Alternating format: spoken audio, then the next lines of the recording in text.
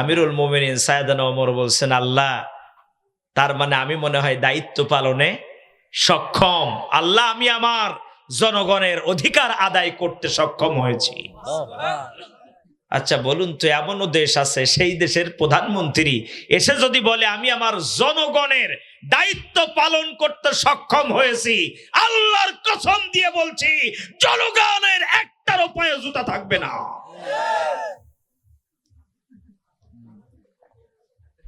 এরামও দেশ পৃথিবীতে কথা কয় না আছে। আমিরুল মুমিনিন সাইয়েদনা ওমর ডাক দিয়ে বলছেন, ও বুড়িমা, তাহলে আমি তোমার বাড়িতে দিনের বেলায় আশ্রয় নিব আর রাতের বেলায় চলে যাব। আমিরুল মুমিনিন সাইয়েদনা ওমর দিনের বেলায় বিশ্রাম নেন, রাতের বেলায় চলে যান। কোন প্রজা কোন অবস্থায় আছে ঘুরে দেখেন। আবার সালাতুল ফজরের পরে বুড়ির বাড়িতে আশ্রয় নেন। এ কথাটা এজন্যই বলছি, রাষ্ট্রের দায়িত্বশীলদের যখন চোখ জনগণের অর্থের উপরে পড়ে, তখন আল্লাহ রব্বুল আলামিনের রহমত আর বরকত কিভাবে কমতে থাকে এটা বুঝাচ্ছি।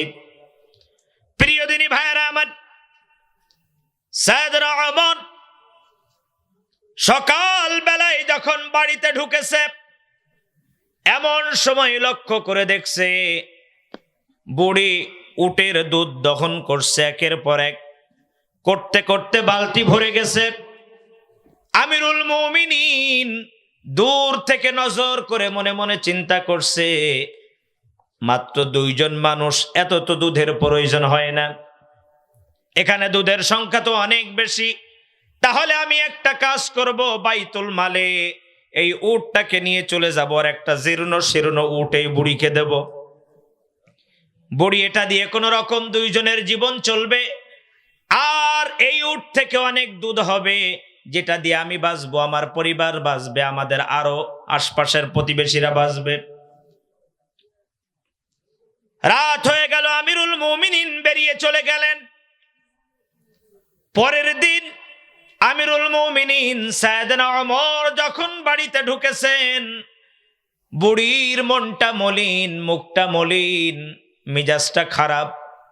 আমিরুল মুমিনিন সাইয়েদনা ওমর ডাক দিয়ে বলেন, বুড়িমা, কি ব্যাপার, তোমার মনটা খারাপ কেন, চেহারাটা মলিন কেন?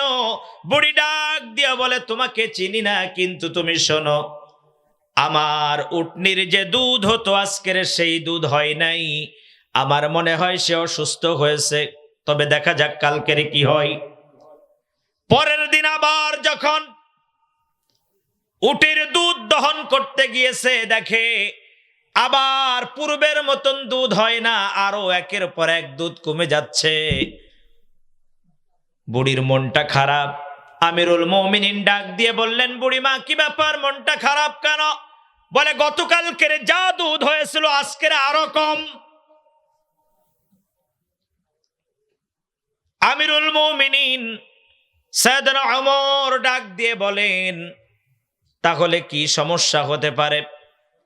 বুড়ি এবার ডাক দিয়ে বলে, আমি আগামীকালকেই আমিরুল মুমিনিন সাইয়েদনা ওমরের দরবারে যাব। ওমর কোথায়? কথা বলেন। ওমর তো বাড়ি। কেন আপনি ওমরের কাছে যাবেন কেন? বিচার দিতে। কিসের বিচার? বুড়ি বলছে, রাসূলুল্লাহ সাল্লাল্লাহু আলাইহি ওয়াসাল্লাম যখন হাদিস বর্ণনা করেন, রাষ্ট্রের দায়িত্বশীলদের নজর যখন জনগণের অর্থের উপরে পড়ে, তখন আল্লাহ তাআলা সেই অর্থের উপর থেকে বরকত কমিয়ে দেন। তার মানে হয় ওমর আমার এই উটনির দিকে চোখ দিয়েছে, আর না হয়তো ওমরের এই রাষ্ট্রে নিযুক্ত করা কোনো দায়িত্বশীল আমার উটনির উপরে চোখ দিয়েছে। আমি আল্লাহর হাবিবের মুখ থেকে নিজে শুনেছি। তার মানে হয় ওমরের চোখ পড়েছে, আর না হয়তো কার? কথা বলেন। ওমরের কর্মচারীর। আমি কালকেই বিচার নিয়ে যাব কোথায়? আরো জোরে বলেন। ওমরের তো এধারে কাজ হয়ে গেছে, সর্বনাশ। এখন করবে কি?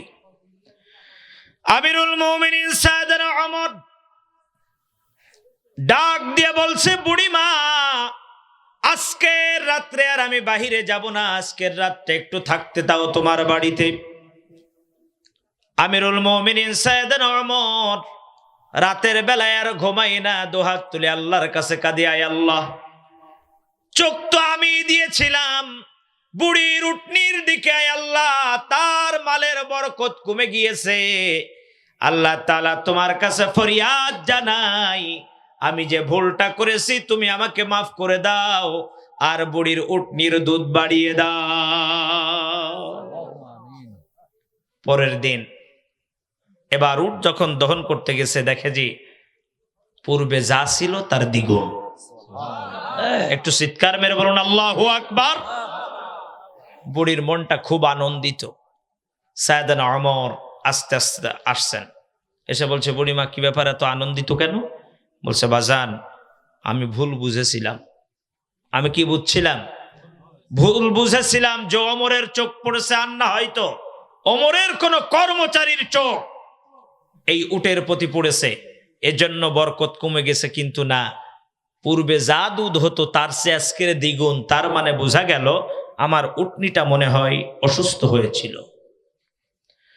সাইয়েদনা ওমর ডাক দিয়ে বলেন, ও বুড়িমা, তোমার উটনি অসুস্থ হয় নাই, সত্যিকারে ওমরের চোখ পড়েছিল। বুড়িমা রে, তুমি রাজ দরবারে যার নামে বিচার দিতে যাইতে ওমরের কাছে, আমি হলাম সেই আমিরুল মুমিনিন সাইয়েদনা ওমর। চোখটা আমি দিয়েছিলাম। তার মানে আজকের আমাদের কারোই বরকত, কথা কয় না, কারো বরকত নাই। তার মানে হলো গ্রামের প্রত্যন্ত অঞ্চল থেকে নিয়ে শুরু করে একেবারে রাজধানী পর্যন্ত যে যেখানে দায়িত্ব আছে, সেই দায়িত্বশীলেরা আজকের জনগণের মালের দিকে তাকিয়ে আছে। এমনি এমনি বরকত কমছে না। আবার বলছে, আমরা তো আল্লাহকে ভয় পাই। আমরা আল্লাহকে, কথা বলেন, আমরা আল্লাহকে ভয় পাই। আল্লাহ তাআলা বলছেন, ইত্তাকু রাব্বাকুম, তোমরা কাকে ভয় করো? আল্লাহ। আরো জোরে বলেন, কাকে ভয় করো? তাহলে আল্লাহকে যদি ভয় করি, তাহলে আমি যদি মেম্বার হই, আমার চোখ জনগণের মালের উপরে যাবে?